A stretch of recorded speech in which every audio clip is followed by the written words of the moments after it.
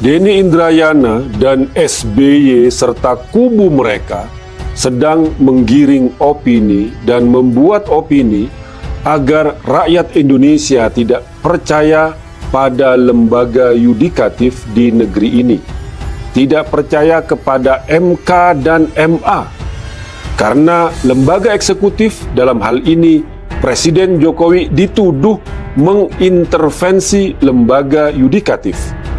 Dibuatlah isu yang lagi ramai saat ini soal putusan MK soal sistem pemilu yang katanya bocor. Saya lebih setuju sistem pemilu proporsional terbuka. Tapi kelakuan Denny Indrayana dan SBY saat ini yang sedang caper, yang sedang pansos, menggunakan isu ada bocoran putusan MK soal sistem pemilu cuma dimanfaatkan untuk isu lain, agar masyarakat tidak percaya pada hasil lembaga yudikatif yang diframing diintervensi oleh lembaga eksekutif. Kalau benar putusan MK itu bocor, maka Denny Indrayana bisa kena pidana membocorkan rahasia negara. Kalau tidak benar ada putusan MK, dia bisa kena pidana penyebaran berita bohong yang bisa membuat keonaran di masyarakat. Indonesia tanah air beta, pusaka abadi nan jaya. Lagi rame komentar dan pernyataan Denny Indrayana yang katanya dapat informasi putusan MK soal sistem pemilihan umum.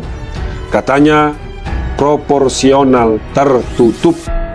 Untuk meyakinkan infonya, Denny Indrayana menyatakan sumbernya kredibel dan menyertakan komposisi hakim MK.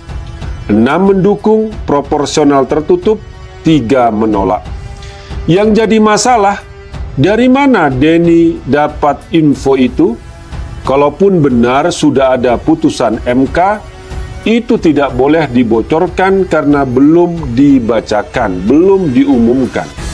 Karena itu Menko Polhukam Profesor Mahfud MD yang juga mantan Ketua MK bereaksi agar polisi menyelidiki karena dianggap pembocoran rahasia negara. Mantan Ketua MK yang lain Profesor Jimli As-Siddiqi juga menyesalkan pernyataan Denny Indrayana itu dan menyebut Denny Indrayana pantas disanksi. Jubir MK Fajar Laksono juga membantah sudah ada keputusan MK karena katanya baru tanggal 31 Mei akan ada penyerahan kesimpulan semua pihak. Setelah itu baru Majelis Hakim MK akan membahas dan mengambil keputusan. Komentar Denny Indrayana itu belum tentu benar dan belum tentu salah.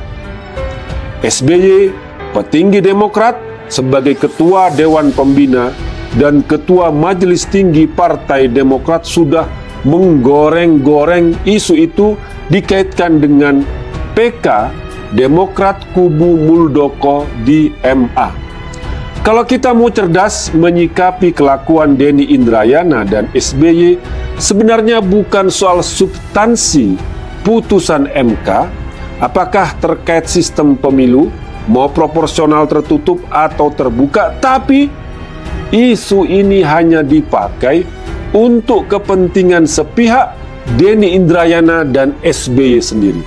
Denny Indrayana dan SBY serta kubu mereka sedang menggiring opini dan membuat opini agar rakyat Indonesia tidak percaya pada lembaga yudikatif di negeri ini, tidak percaya kepada MK dan MA, karena lembaga eksekutif dalam hal ini Presiden Jokowi dituduh mengintervensi lembaga yudikatif. Dibuatlah isu yang lagi ramai saat ini. Kalaupun benar sudah ada putusan MK, maka Denny Indrayana bisa kena pasal pidana membocorkan rahasia negara. Kata teman saya yang ahli hukum, ada pasal 112 di KUHP yang berbunyi, barang siapa dengan sengaja mengumumkan surat-surat, berita-berita atau keterangan-keterangan yang diketahuinya bahwa harus dirahasiakan untuk kepentingan negara atau dengan sengaja memberitahukan atau memberikannya kepada negara asing, diancam dengan pidana penjara paling lama 7 tahun. Dan menurutnya, itu delik formil. Artinya Denny Indrayana bisa diminta tanggung jawab atas pernyataannya itu, terlepas benar atau tidak benar isu tersebut. Ini persis pencuri yang bisa dijerat dengan pidana pencurian meski barang yang hendak dicuri belum sempat diambil. Apalagi Prof. Mahfud MD sudah berpendapat soal pembocoran rahasia negara itu. Kalau belum ada keputusan MK, menurut kawan saya itu, maka Denny Indrayana bisa dijerat dengan pasal 14 ayat 1 Undang-Undang Nomor 1 Tahun 1946 tentang Peraturan Hukum Pidana terkait menyiarkan berita dan pemberitahuan bohong, yang isinya barang siapa dengan menyiarkan berita atau pemberitahuan bohong dengan sengaja menerbitkan keonaran di kalangan rakyat dihukum dengan hukuman penjara setinggi-tingginya 10 tahun. Maka sudah tepat kalau Profesor Mahfud MD sudah meminta polisi untuk bergerak dan menyelidiki, dan tentu saja dimulai dengan memeriksa Denny Indrayana. Belum jelas soal putusan MK yang dilontarkan oleh Denny Indrayana, SBY pun sudah goreng-goreng dengan bumbu-bumbu akan timbul chaos dan krisis di masyarakat. Juga mempertanyakan soal kegentingan dan kedaruratan di balik putusan MK itu. Soal putusan MK soal sistem pemilu yang katanya bocor.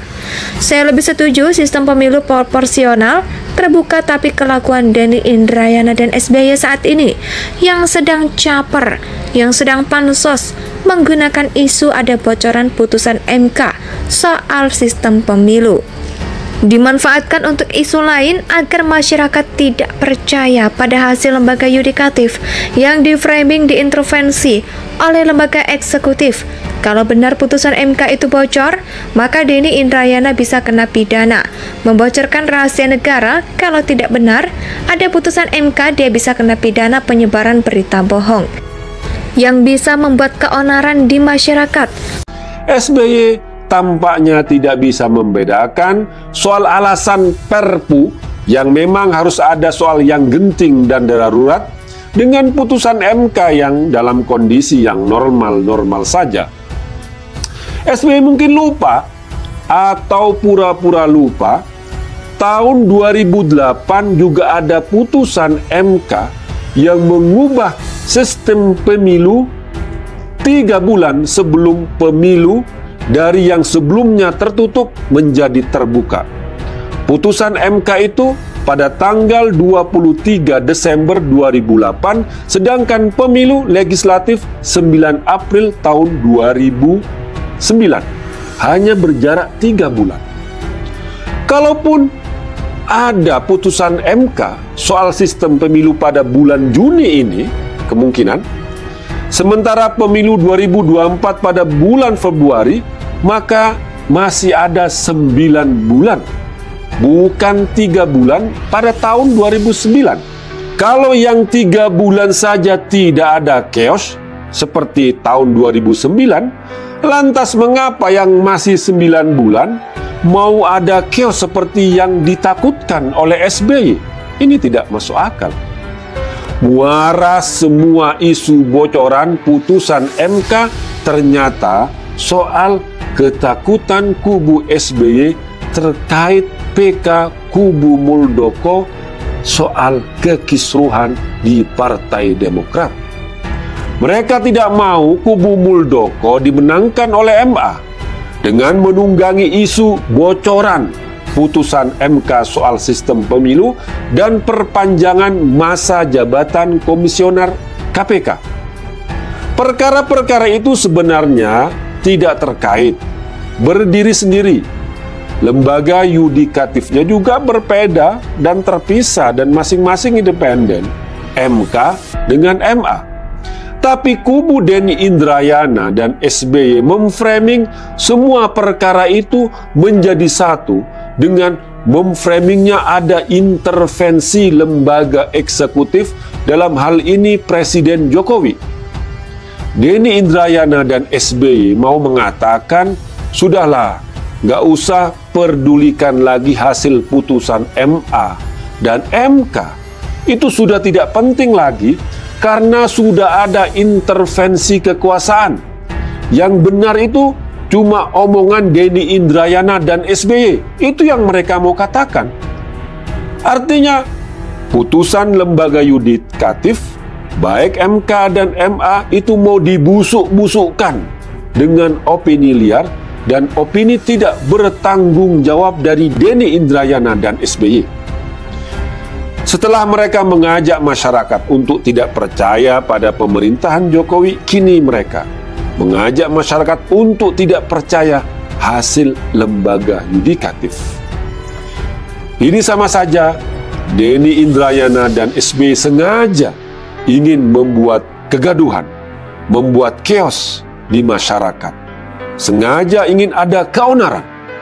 Inilah skenario jahat yang sedang dijalankan oleh Denny Indrayana, SBY. Indonesia sejak dulu kala tetap dipuja-puja bangsa.